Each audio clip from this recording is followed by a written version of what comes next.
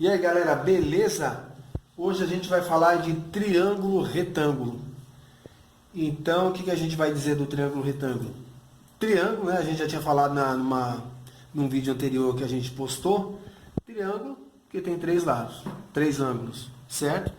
E é um polígono, porque é uma figura fechada. A gente já tinha falado também. Então, o que esse triângulo ele tem de especial que algum outro não tem?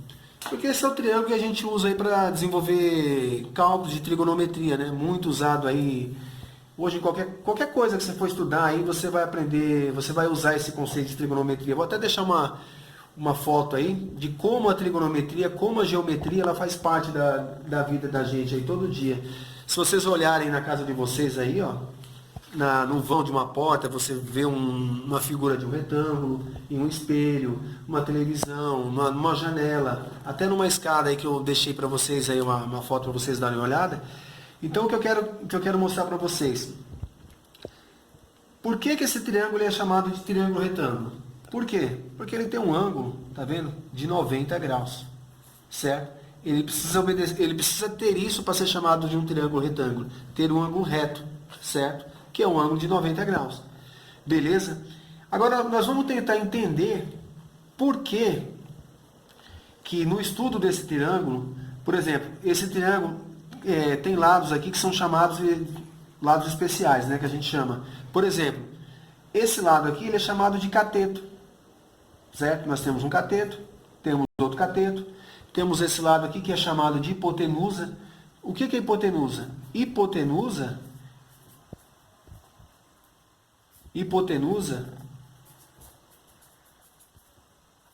é o maior lado do triângulo, ou seja, além dele ser o maior lado do triângulo, ele está oposto, certo? Você pode usar isso como regra, ele está oposto a um ângulo reto, a um ângulo de 90 graus.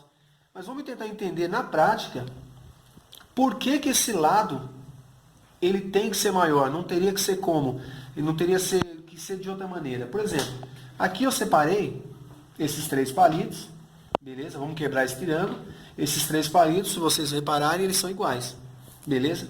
Vamos deixar esse aqui, que seria a hipotenusa do triângulo, para tentar provar para vocês. Aqui a gente vai formar um triângulo com os três lados iguais, certo? Aqui a gente já tinha falado, seria um triângulo equilátero. Por que equilátero? Tem os três lados iguais. E a gente tinha falado também que a soma dos ângulos internos de um triângulo é sempre 180 graus. Tá? Se você vê por aí um triângulo que tem mais 180 graus, tá? Pode abduzir ele, porque não é desse planeta não. Então, nesse planeta aqui, todos os triângulos têm 180 graus. Beleza? Então, se um triângulo equilátero tem os três lados iguais e a soma dos três ângulos é 180 graus, por lógica, por definição, cada ângulo desse teria que ter 60 graus, correto? Então vamos lá. Então vamos tentar transformar um dos lados desse triângulo, em 90 graus, que seria o caso desse aqui. Vocês reparem que quando eu começo a abrir o triângulo para ele fazer 90 graus, vocês prestem atenção que esse lado aqui já não consegue mais fechar. Tá vendo? Ó? Ele já não consegue mais fechar. Por quê? O triângulo era assim, certo? E eu abri ele para deixar ela nessa condição de um ângulo reto. E aí o que acontece? Esse lado aqui já não fecha. E aí onde que entra a teoria de que o lado maior do triângulo é esse lado aqui, que a gente chamou de hipotenusa. Então, por isso, não tem como a hipotenusa ser menor, neste caso aqui, em um triângulo retângulo. Por quê?